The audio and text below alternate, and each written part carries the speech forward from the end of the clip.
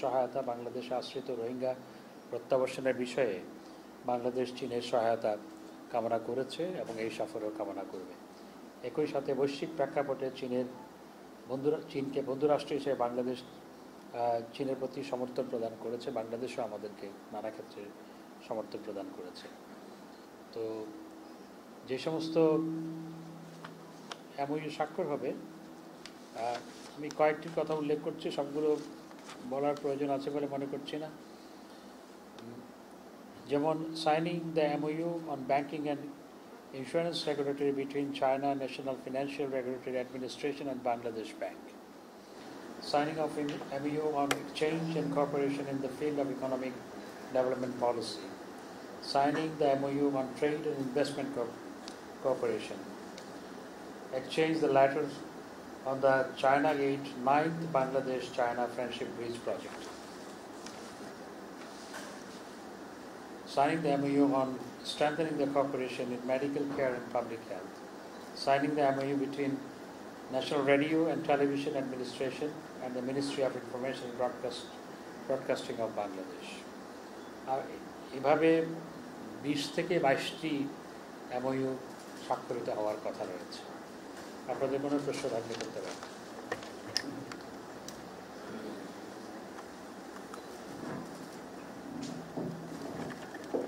বলুন, কারো কোনো প্রশ্ন নাই? সবাই টায়ার্ড হয়ে গেছে।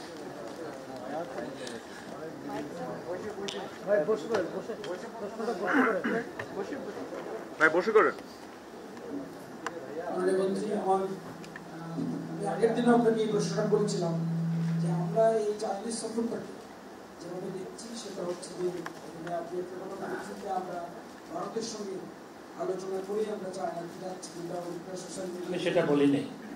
আমি সেটা বলি নাই এবং এটা কেউ কেউ এভাবে ইন্টারপ্রিট করেছে। What is wrong, what is absolutely রং। আমার প্রশ্নটা হচ্ছে যে আসলে চায়নার সাথে আমাদের চায়না যেটা বলার চেষ্টা করছে সেটা হচ্ছে গেম চেঞ্জার হবে এই সফরটা। আমরা কিন্তু এই হেডলাইন করি নাই যে আপনি যেটা বলেছেন, ওই আমার প্রশ্নের ভিত্তিতে আপনি বলেছিলেন যে ওইটা কত প্রসঙ্গে ওই মিটিংটাতে আলোচনা আসছে, কিন্তু ওটা আমরা হেডলাইন করি না, কিন্তু সোশ্যাল মিডিয়াতে ওই মেসেজটাই গেছে। আমার প্রশ্নটা হচ্ছে সোশ্যাল মিডিয়াতে আর অনেক কিছু যায়। আমি আজকে দেখলাম একটু আগে ওমানের রাষ্ট্রদূত আমার সাথে দেখা করেছে এবং সোশ্যাল মিডিয়াতে দেখলাম একটা, এবং সেটা কয়েকজন সাংবাদিক শেয়ার করেছে এবং প্রথমে দুইজন সাংবাদিক সেটা পোস্ট করেছে উইদাউট ভেরিফাইং যে ওমান কিছু ডাক্তার নিয়ে যাবে এবং সেখানে লেখা আছে যে বাংলাদেশ এবং চায়না, তারপর রাশিয়া এবং ইউক্রেনের ডিপ্লোমাধারীদের অ্যাপ্লিকেশন করার প্রয়োজন নেই। We have verified this is simply bogus wrong and negative propaganda against the country and the people. তো এইটা কোনো সাংবাদিক যে ভেরিফাই না করে এটাকে পোস্ট করেছেন এবং সার্কুলেট করেছেন, দিস ইজ রিয়েলি ফ্রাস্ট্রেটিং এবং এটা আমাকে খুবই আহত করেছে। আমি যেহেতু সাংবাদিকদের বন্ধু এবং আমি 5 বছর তথ্য সম্প্রচার মন্ত্রী ছিলাম, তো সোশ্যাল মিডিয়া অনেক কিছু হয় যেগুলো আসলে সঠিক নয়। আমার প্রশ্নটা খুব স্পেসিফিক, সেটা হচ্ছে যে আপনি চায়নার অনেকগুলো চুক্তি হবে, 22টার মতো হবে, কোন পয়েন্টটাকে কোন সাবজেক্টটাকে গেম চেঞ্জার মনে করে? দেখুন, আমাদের সাথে এমওইউ হবে, কোনো চুক্তি হচ্ছে না, সবগুলো এমওইউ হবে এবং চায়না আমাদের বড় উন্নয়ন সহযোগী এবং বাংলাদেশে প্রচুর চাইনিজ ইনভেস্টমেন্ট আছে এবং চায়না আমাদের গত কয়েক দশকে আমাদের ইনফ্রাস্ট্রাকচার বিল্ড আপে বিরাট ভূমিকা রেখেছে। ইনভেস্টমেন্ট যেমন আছে, তাদের বিভিন্ন কোম্পানি এখানে ইনফ্রাস্ট্রাকচার বিল্ড আপ করার ক্ষেত্রে কাজ করছে। সুতরাং আমাদের ডেভেলপমেন্ট ইস্যুটাই মেইন প্রায়োরিটি পাবে এবং ইকোনমিক কোঅপারেশন প্রায়োরিটি পাবে।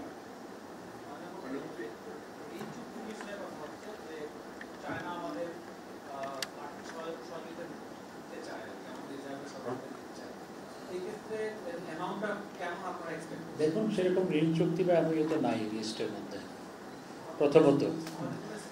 প্রথমত আমাদের সেরকম ঋণ চুক্তি বা এমওইউ আমাদের লিস্টের মধ্যে নাই। ইকোনমিক কোঅপারেশনের কথা, ইকোনমিক কোঅপারেশনের জন্য আমাদের মধ্যে এমওইউ হবে লিস্টটাতে।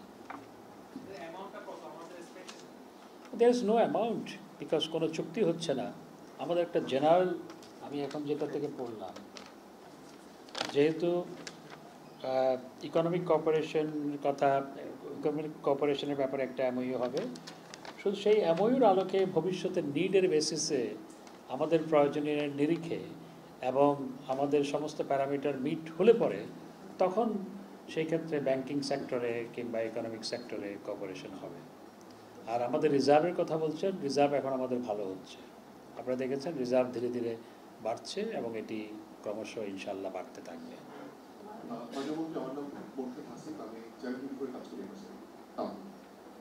Thank you for the lunch.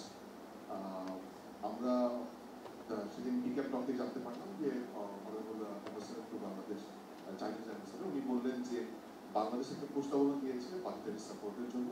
এটা একটা নতুন ধরনের প্রস্তাব, এমন কোনো প্রস্তাব নিয়ে আগে দেশ কাজ করেনি। তো সেটা কি ধরনের হতে পারে? কি প্রস্তাব? চাইনিজ অ্যাম্বাসেডর কি বলেছে? বাজেটারি সাপোর্ট বা একটা নতুন প্রস্তাব দিয়েছে বাংলাদেশের কাছ থেকে, এমন কোনো প্রস্তাব নিয়ে দু দেশের সম্পর্কের 49 বছর আগে মতো কাজ করা হয়নি। তো সেখানে একটা ব্রেক থ্রু আসতে পারে। তো স্বাভাবিকভাবেই এমন একটা কিউরিওসিটি তৈরি করে। তো সেই জায়গাটায় আমরা কি রিজার্ভ সহযোগিতা চাইব কি? দেখুন, নানা দেশ নানা প্রস্তাব দেয় এবং সব প্রস্তাব আমরা সবসময় গ্রহণও করি না। আমাদের প্রয়োজনের নিরিখে এবং আমাদের প্যারামিটারগুলো মিট করলে তখনই আমরা সেই সহায়তা গ্রহণ করি কিংবা সেই প্রস্তাব গ্রহণ করি। ওয়ার্ল্ড ব্যাংক, বিশ্বব্যাংক পদ্মা সেতু থেকে মুখ ফিরিয়ে নেওয়ার পর আবার পদ্মা সেতুতে অর্থায়ন করতে চেয়েছিল, আমরা নেইনি। এবং আরও অনেক ক্ষেত্রে ওয়ার্ল্ড ব্যাংক সহ আরও অনেক ইন্টারন্যাশনাল অর্গানাইজেশন আমাদেরকে সহায়তা করতে চেয়েছিল, আমরা অনেক ক্ষেত্রে নেইনি। চায়না আমাদেরকে যে কোনো প্রস্তাব চায়নার পক্ষ থেকে সেটি আমাদের জন্য অবশ্যই উৎসাহব্যঞ্জক, সেটি পরবর্তীতে ভেরিফাই করে আমরা সিদ্ধান্ত গ্রহণ করব।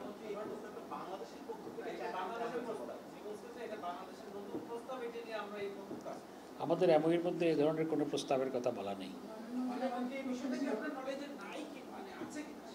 সেটি আলোচনা হতে পারে,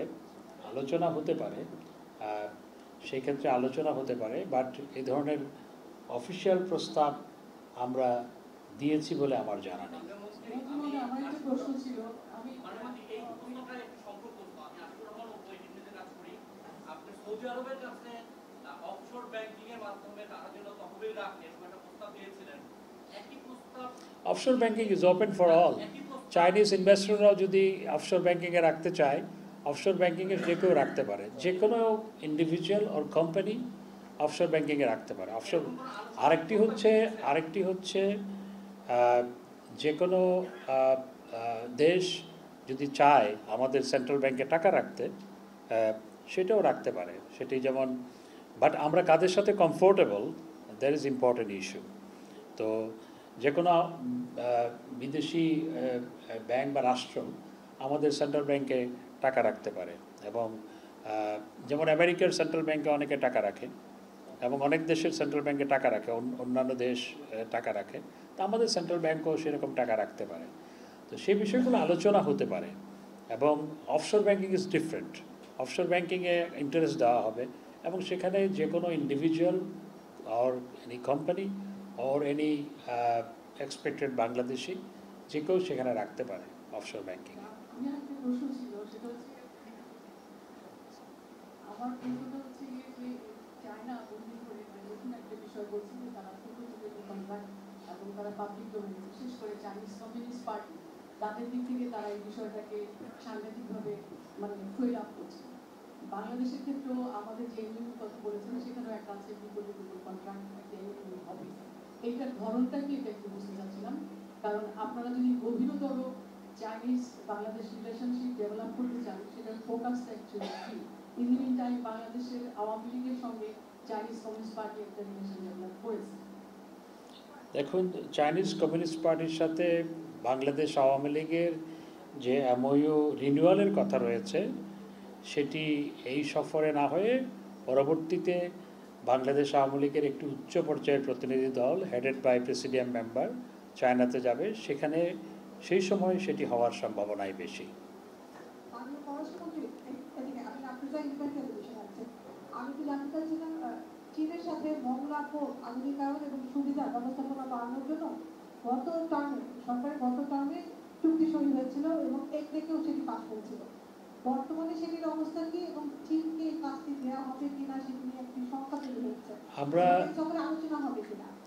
আমরা চায়নাকে বাংলাদেশের সাউদার্ন রিজিয়নে আমাদের পোর্ট ডেভেলপমেন্ট সহ সেখানকার উন্নয়নের জন্য আমরা চায়নার সাথে আলাপ আলোচনার মধ্যে আছি, সেটিও এবারও গুরুত্ব সহকারে আলোচনা হবে। মাননীয় মন্ত্রী, এদিকে আমি শেখ শাহরিয়ার রহমান, বাংলা ট্রিবিউনে কাজ করি। আমরা সবসময় ওয়ান চায়না পলিসি সাপোর্ট করে আসতেছি। টিবেট এবং তাইওয়ান নিয়ে বাংলাদেশের পজিশন কি, এটা একটা প্রশ্ন। সেকেন্ড কোয়েশ্চেন হচ্ছে যে সাংহাই সিকিউরিটি কর্পোরেশন, সেটাতে Shanghai SCO, Shanghai cooperation organisation, তো সেটাতে আমরা কি জয়েন করার কোনো কিছু পরিকল্পনা আমাদের আছে কি?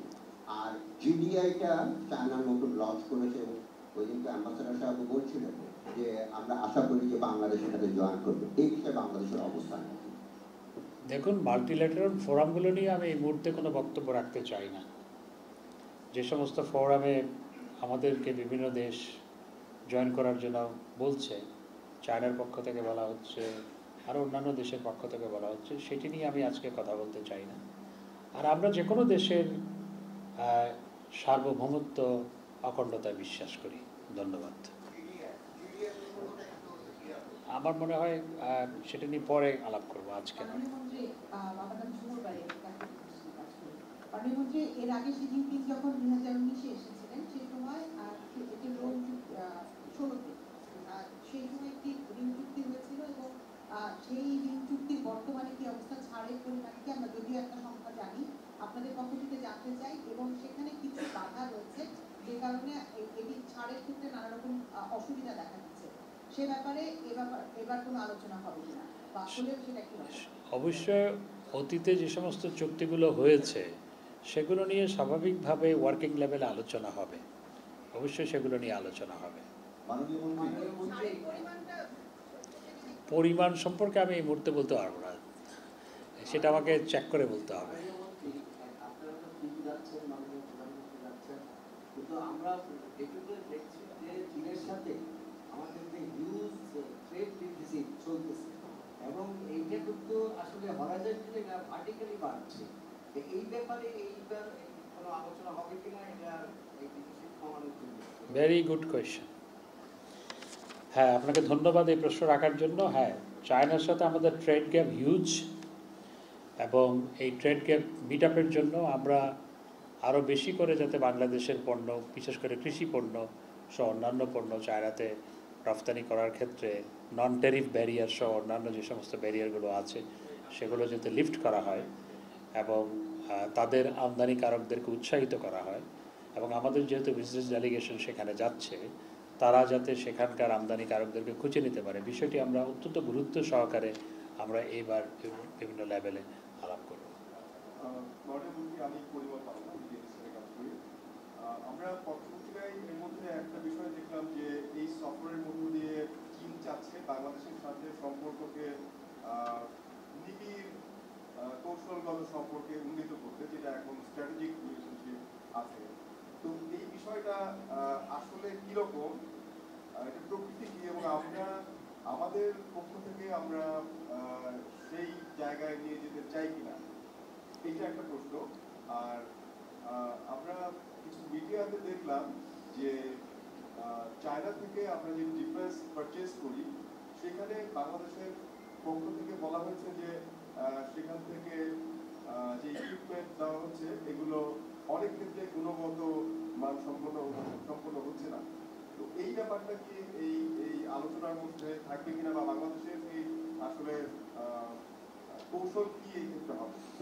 দেখুন, চায়নার সাথে আমাদের অত্যন্ত ঘনিষ্ঠ সম্পর্ক, সেটি নিবিড় না কম নিবিড় সেটা দিয়ে তো আমি বলতে চাই না। চায়নার সাথে আমাদের সম্পর্ক অত্যন্ত গভীর, এবং চায়নার সাথে আমাদের স্ট্র্যাটেজিক রিলেশনশিপ আছে, এবং চায়না আমাদের একটি বড় উন্নয়ন সহযোগী রাষ্ট্র। ডেফিনেটলি এই সফর আমাদের সেই সম্পর্ককে আরও স্ট্রেংথেন করবে, আরও ওয়াইডেন করবে, এইটুকু আমি বলতে পারি। আর ডিফেন্স পারচেজ নিয়ে আপনি যেটি বলেছেন একটি সংবাদ মাধ্যমের উদ্ধৃতি দিয়ে বলেছেন। সংবাদ মাধ্যমের উদ্ধৃতি সেটি ভেরিফাই না করে, আমি নিজে চেক না করে বা সূত্র সম্পর্কে নিশ্চিত না হয়ে আমার তো মন্তব্য করা সমীচীন নয়। মাননীয় মন্ত্রী, এদিকে মাননীয় মন্ত্রী, তিস্তা মহাপরিকল্পনা নিয়ে, তিস্তা প্রকল্প নিয়ে চীনের একটা আগ্রহ আছে, তারপরে নতুন করে ভারতও আগ্রহ দেখাচ্ছে। তো এমন পরিস্থিতিতে তিস্তা প্রকল্প নিয়ে কোনো আলোচনা হবে কিনা? দেখুন, তিস্তা নদী দুই দেশের যৌথ নদী, ভারত এবং বাংলাদেশের যৌথ নদী, এবং এই যৌথ নদী ব্যবস্থাপনার জন্য ভারত একটি প্রস্তাব দিয়েছে এবং একই সাথে ভারত একটা টেকনিক্যাল টিমও পাঠাবে মর্মে আমাদেরকে জানিয়েছে। আমাদের টেকনিক্যাল টিমের সাথে তারা যৌথভাবে সেখানে সমীক্ষা করে কি করা প্রয়োজন সেটা নির্ধারণ করবে। তো যেহেতু দুই দেশের যৌথ নদী এবং অপর দেশ যার সাথে আমাদের সেই যৌথ নদী, তাদের প্রস্তাব আছে, সুতরাং আমাদেরকে প্রথমে সেই প্রস্তাবটা বিবেচনা করতে হবে স্বাভাবিকভাবেই। তো চায়নাও এক্ষেত্রে প্রস্তাব দিয়েছে, সেটি খুব ভালো। যেহেতু ভারত প্রস্তাব দিয়েছে, আমরা মনে করি সেটি ভালো দিক, যেহেতু এটি আমাদের দুই দেশের যৌথ নদী। মাননীয় মন্ত্রী, আমার নাম মৌসিম। মাননীয় মন্ত্রী, আপনার পাশে। মাননীয় মন্ত্রী, জি, আমার প্রশ্নটি হচ্ছে যে আজ ওইটার উত্তর দিয়ে নি, তারপর চাইনিজ অ্যাম্বাসেডর দুই দিন আগে আমাদের সাথে কথাবার্তা বলেছিলেন যে বাংলাদেশ এবং চীনের রিলেশন হচ্ছে গিয়ে উন্নয়নশীল দেশগুলোর মধ্যে হচ্ছে একটি রোল মডেল বা একটা মডেল হয়ে দাঁড়াবে আর কি। তো এই মুহূর্তে আমাদের সম্পর্ক আছে কৌশলগত পর্যায়ে, কৌশলগত অংশীদারিত্বে। এই সম্পর্ককে আমরা আরো আগায় নিয়ে যেতে প্রস্তুত কিনা? দেখুন, এটা কে বলেছে কৌশলগত? এটা আপনি বলছেন? 2016 সালে যখন হচ্ছে শি জিনপিং বাংলাদেশ সফর করেছিলেন, তখন এটা সাইন হয়েছিল। আমি বলছি না, এটা সরকারি ডকুমেন্ট বলছি। 16 সালের পরে আমাদের সম্পর্ক আরো অনেক দ্বিতীয় পর্যায়ে, আমাদের সম্পর্ক দ্বিতীয় পর্যায়ে উন্নীত হয়েছে আমি বলতে পারি 16 সালের পরে, এইটুকু বলতে পারি। আর কি তিস্তা যদি তারা আলোচনায় আনে তাহলে তো আলোচনা হবে, তারা যদি আনে হবে।